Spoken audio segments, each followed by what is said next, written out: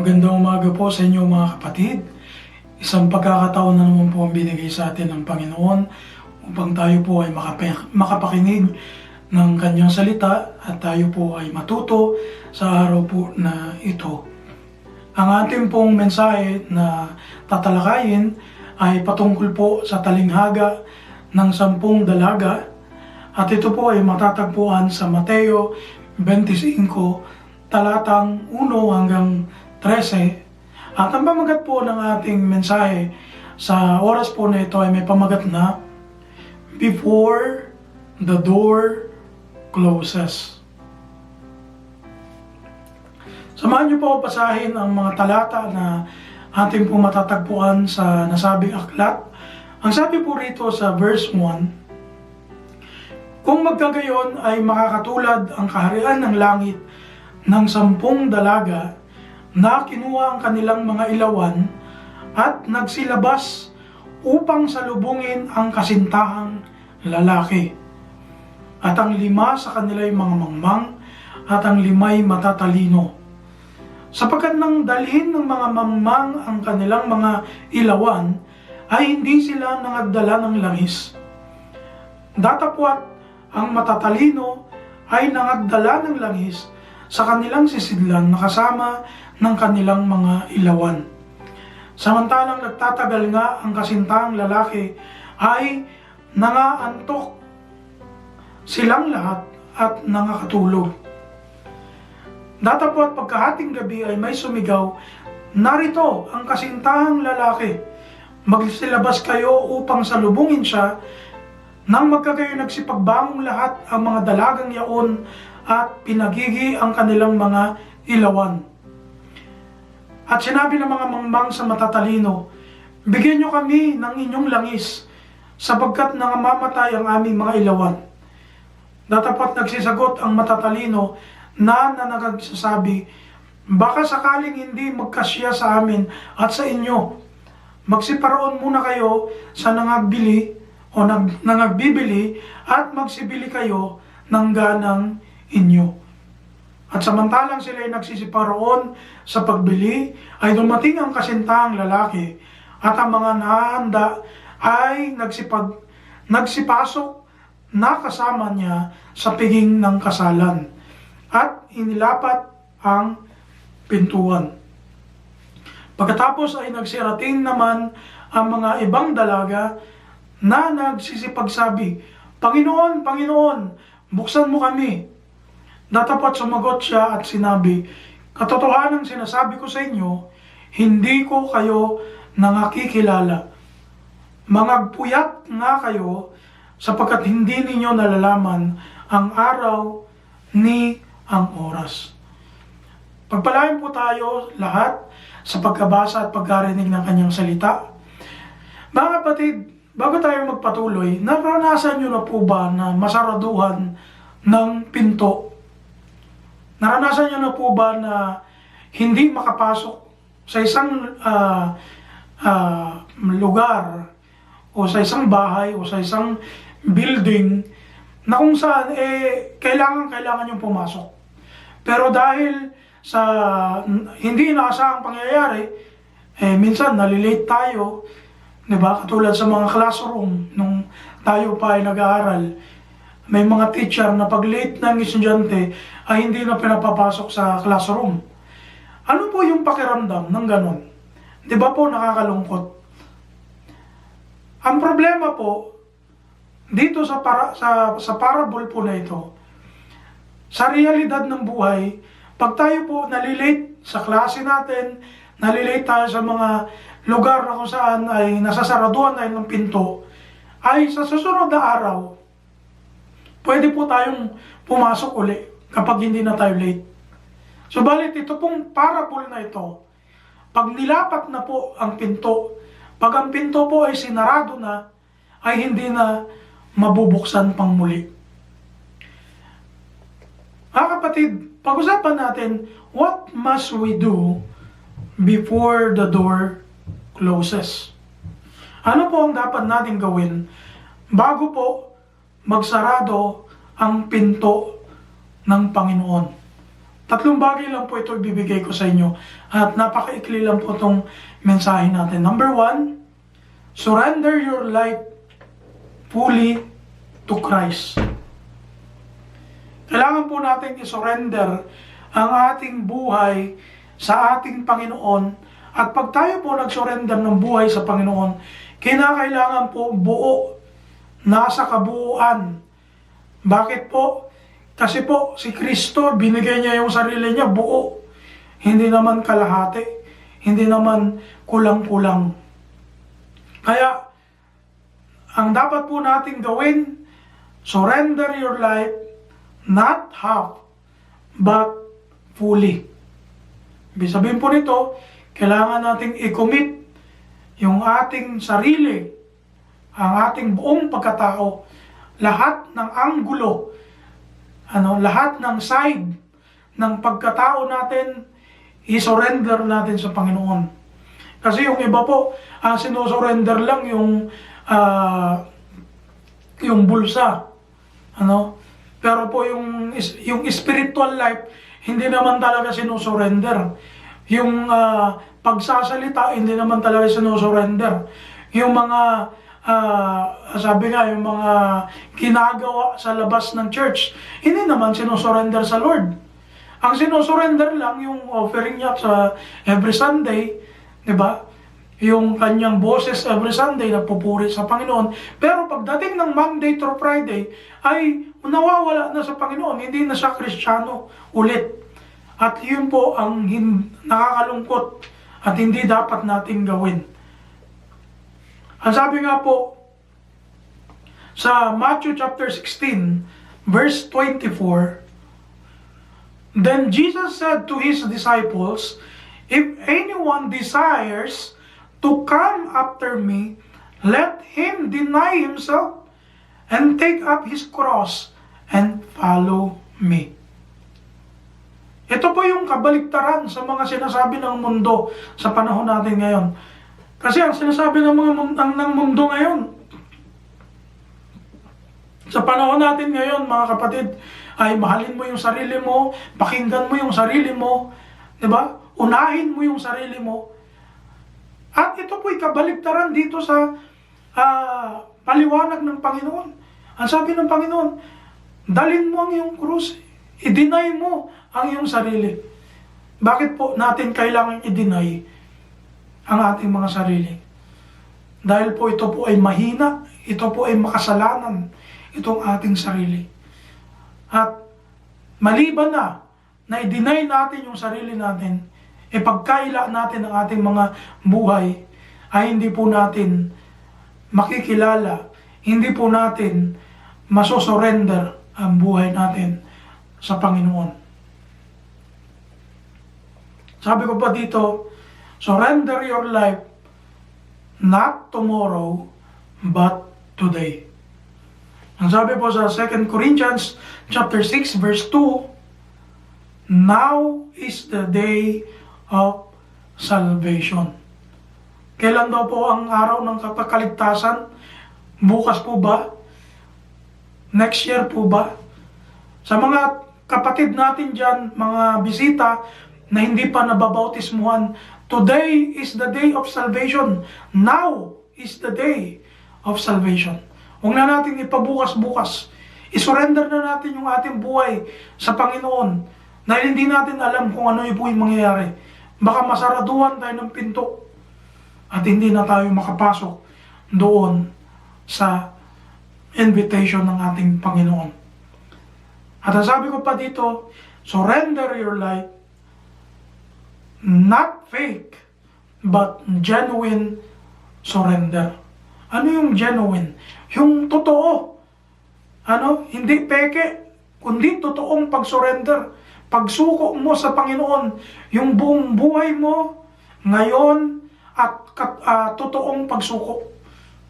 Ano po ba yung totoong pagsuko? Ito po yung pag-re-repent natin, ng totoo. Yung nagsisisi tayo ng totoo. Hindi yung nagsisi tayo ngayon, bukas hindi na. Gumawa na tayo, bumalik na ulit tayo sa kasalanan. Repent tayo ng repent, pero gawa rin naman tayo ng gawa ng kasalanan na yun. hindi po yun totoong pagtatalikod sa kasalanan. Hindi po yun totoong pag-surrender sa Panginoon. Serve sincerely and voluntarily. Hindi yung parang napilitan lang tayo dahil natakot tayo. Minsan kasi may mga tao, pag nakarinig ng matinding sermon galing sa Panginoon, doon lang biglang bumabalik sa Panginoon. Pero pagkatapos nun, nawawala na naman sa Panginoon. Ayaw po ng Panginoon ganun. Gusto ng Panginoon yung totoo nagpag-surrender sa Panginoon. Yung pagsuko mo sa Panginoon, tuloy-tuloy. Hindi yung parang napilitan lang tayo. O dahil may nag-aya lang sa atin mag-surrender. Hindi dapat ganun. Dapat tayo mismo nagbobolontaryo na isuko ang ating mga sarili sa Panginoon. Surrender your life fully to Christ. Pangalawa, para hindi po tayo maiwanan at hindi tayo masaraduhan ng pintuan ng Panginoon. Number 2, keep your oil filled. Kailangan po natin ang ating mga langis sa ating buhay ay laging puno. Pero bago natin pag-usapan yung pagiging puno ng ating langis, ano po yung langis natin sa buhay? What kind of oil do we have in life? Baka naman, used oil. O baka naman po, maruming oil na yan. Lagi na pong nagagamit. Lagi nang paulit-ulit na nire-recycle. Ano pong ibig sabihin dito? Kailangan po yung oil natin laging puno, laging fresh. Kasi po, minsan yung oil na hindi na fresh, hindi na magandang gamitin. Ano po yung sinasabi rito na oil? Kanina, doon sa parable, ay makikita po natin na yung mga mangmang na dalaga, naubusan po sila ng oil. Ano po ba yung oil? Sa pinag-uusapan dito, tingnan po natin yung mga characters at symbols ng parables. Ito po yung mga symbolism ng parable. Yung bridegroom ay walang iba po kundi si Christ, yung kasintahang lalaki. Yung 10 virgin po doon ay sumisimbolo sa church. Kasi po hindi naman lahat ng nasa loob ng church sigurado na po tayong maliligtas, kasi yung iba dyan hindi naman talaga po para sa Panginoon. Naghahanap lang ng masisila. Kaya nga po may mga lobo, sabi nga ng mga apostol ng panahon nila, mag-ingat kayo dahil darating ang panahon ang mga lobo ay papasok sa mga kawan ng tupa, di ba? Kaya hindi lahat ng tao sa church talagang ang habol si Kristo. Yung iba dyan, ibang motibo, iba yung agenda. Kaya ganun din po dito sa 10 dalaga na ito ay sumisimbolo sa iglesia ng Panginoon. Merong mga mangmang, merong mga matatalino. Ano pa? Yung wedding feast o yung kasalan, sumisimbolo po ito sa kingdom of heaven. At yung mga lampara, sumisimbolo po ito sa ating pananampalataya. Yung faith o yung buhay natin o yung ating mga testimony sa buhay. At yung oil, ito nga yung pinag-uusapan natin, ang sabi ko po rito, ito yung spiritual readiness natin. Yung pagiging handa natin, spiritual. Ito po yung oil na tinutukoy doon sa parable. Of course, dahil sa tulong ng banal na espiritu. Hindi naman tayo pwedeng mag-produce ng sarili nating oil. Tinutulungan tayo ng Holy Spirit. Kaya kung wala ang Holy Spirit, wala po tayong magagawa. Wala tayong oil sa ating mga lampara. Ano pa? Yung mga symbolism doon sa parable, yung delay of the bridegroom. Yung, di ba may dumating yung kasintahang lalaki, madaling midnight, nagkaroon siya ng delay, nagkaroon ng pag-aantay yung mga dalaga. Sumisimbolo po ito sa ating trials sa buhay, yung mga pagsubok habang tayo po ay nag-aantay sa ating Panginoon sa kanyang pagparito muli dito sa lupa, daranas po tayo ng mga kapighatian, ng mga problema, ng mga pagsubok, at iyon po ay nararanasan na natin ngayon at lahat ng mga kapatid sa sanlibutan. Ano pa? Yung midnight cry, yung may sumigaw, nandito na yung kasintahang lalaki. Ayan. Sumisimbula naman po yun ay doon sa, sabi nga, unexpected return of Christ. Kung paano yung mga dalaga, hindi po nila alam kung anong oras babalik o darating yung kasintahang lalaki, ganun din po tayong mga iglesia ng Panginoon. Dahil wala naman po si eksaktong oras at araw na sinabi ang Panginoon. Kaya dapat po tayong maging handa. At lastly, last na symbolism doon po sa parable ay yung pagsarado ng pinto, which is the most important symbol dito po sa parable na ito. Ito po ay sumisimbolo ng Judgment Day.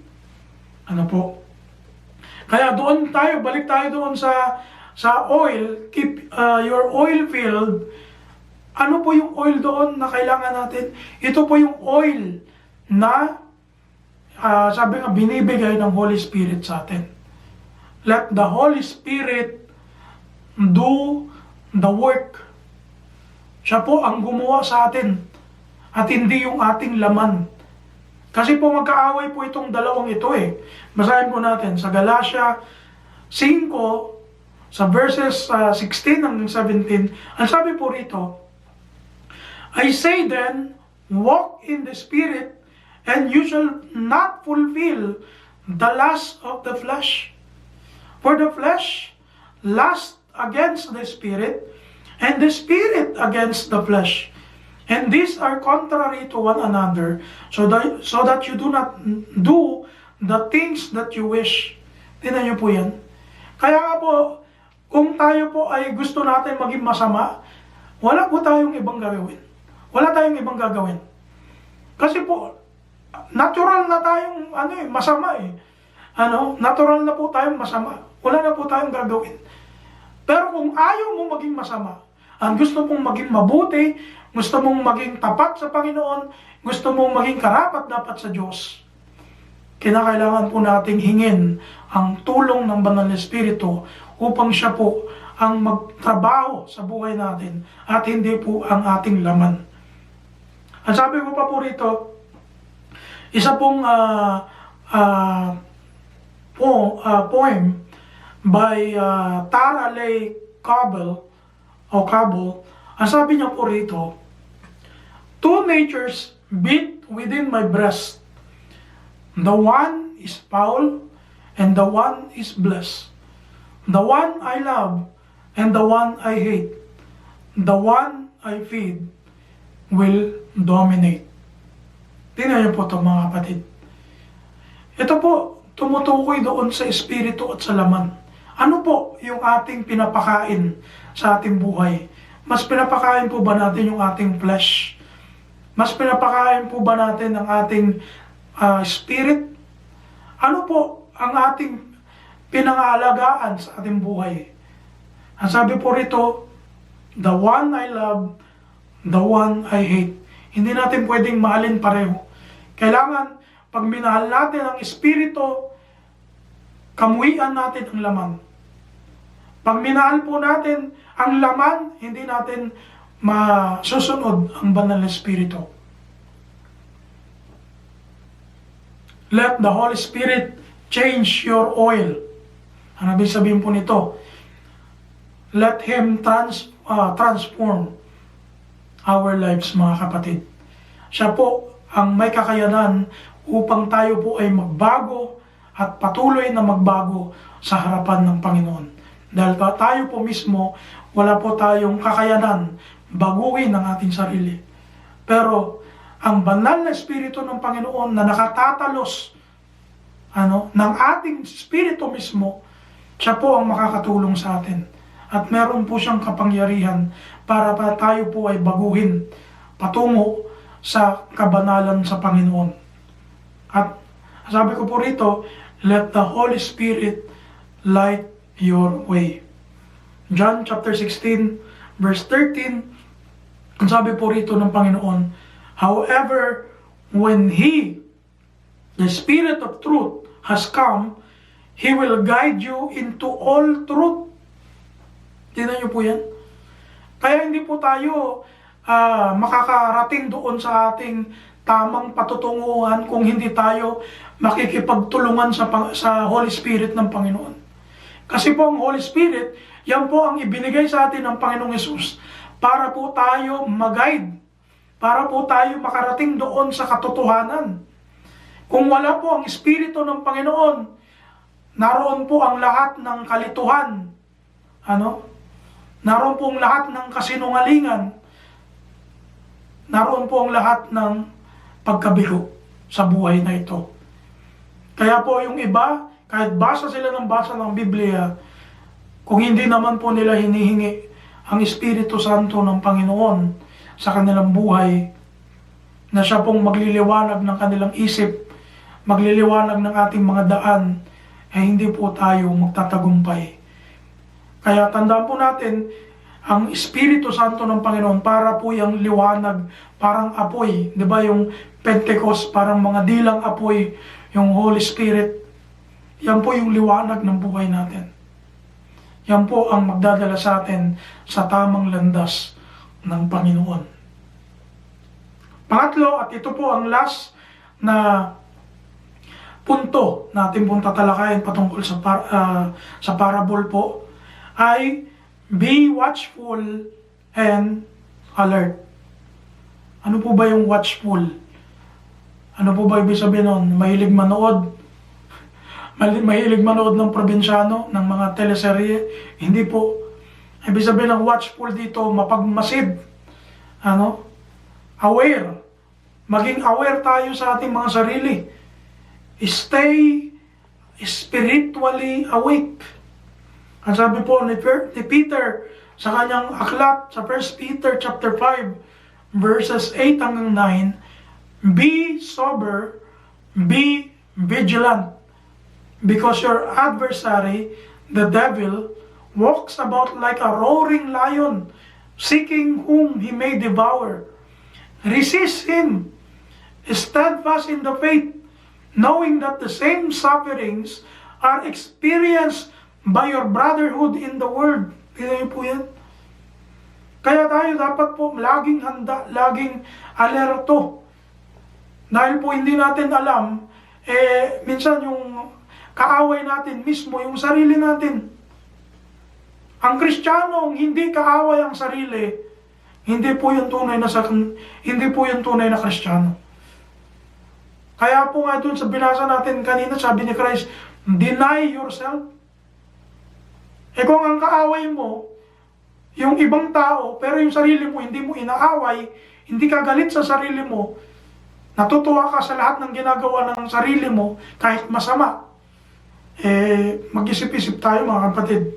Hindi po yan pagiging alerto. Para po tayo hindi masaraduhan ang pinto ng Panginoon, lagi tayo maging alerto, lagi tayo maging handa. Ang sabi nga po rito, pray to God and guard your heart from sin. Ito po sabi ng Panginoon to mismo sa mga alagad niya doon sa Matthew chapter 26 verse 41, bago siya hinuli, lumayo-layo lang konti si Christ para manalangin. Pagbalik niya, tulog na tulog yung mga apostol, sila Pedro, sila Juan, Kaya sabi niya doon sa Matthew chapter 26 verse 41, watch and pray, lest you enter into temptation. The spirit indeed is willing, but the flesh is weak. Kaya po pala natin kailangan maging watchful, kailangan po natin maging prayerful, dahil po ang ating flesh ay mahina. Kailangan po natin maging mapanalanginin upang hindi po tayo matukso. Yun po ang isang purpose ng pananalangin. Kaso po ang problema minsan, nananalangin lang tayo pag nandoon na po tayo sa tukso mismo. O minsan pag nadawit na tayo ng tukso, nadala na tayo ng tukso, doon lang tayo nananalangin sa Lord. At yun po ay mali. Sabi nga resist the devil. Resist the devil. Hindi yung, nandiyan na yung devil, saka mo lang i-resist. Dapat, ang sinasabi ng Biblia, mga kapatid, nararamdaman mo pa lang yung tukso, lumayo na tayo.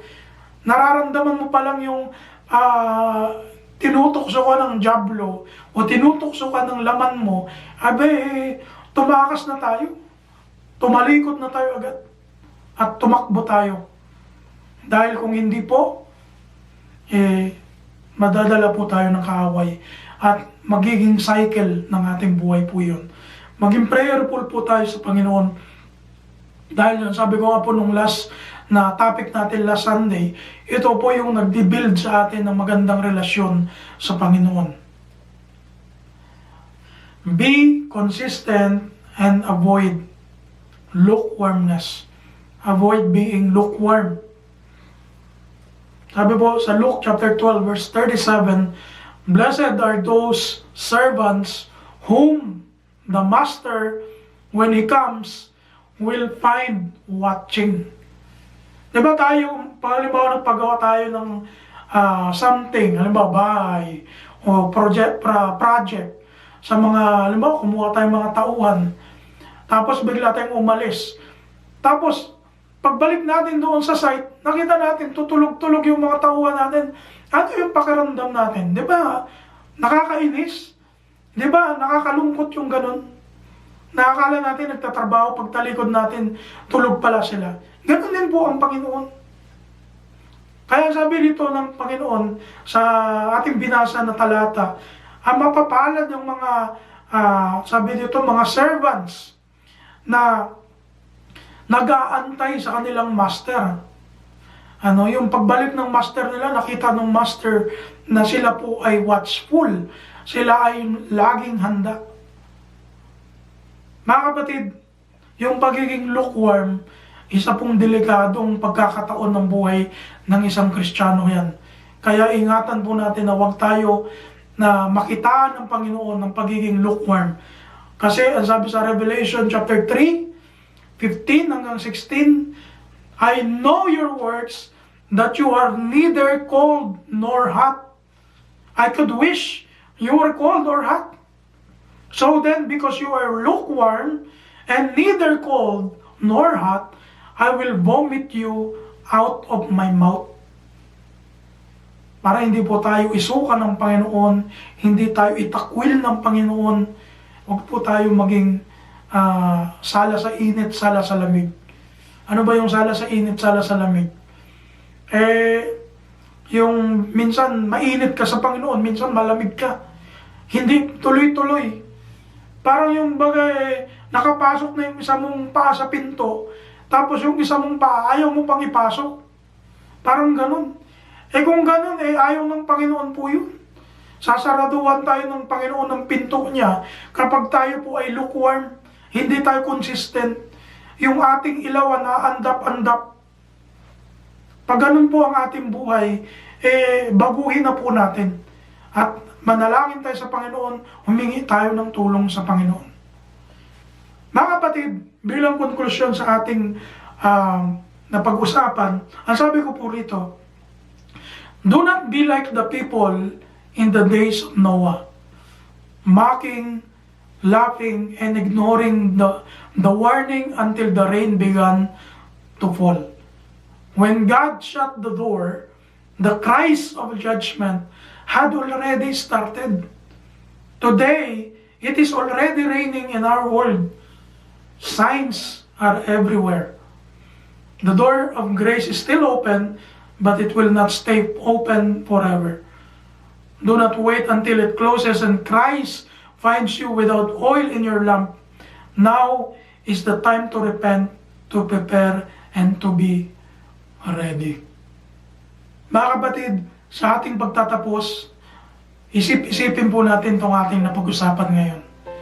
Tandaan po natin, kapag ang pinto ng Panginoon ay nasarado na, wala na po tayong kakayanahan, wala na po tayong second chance para po tayo ay pagpuksan ng Panginoon.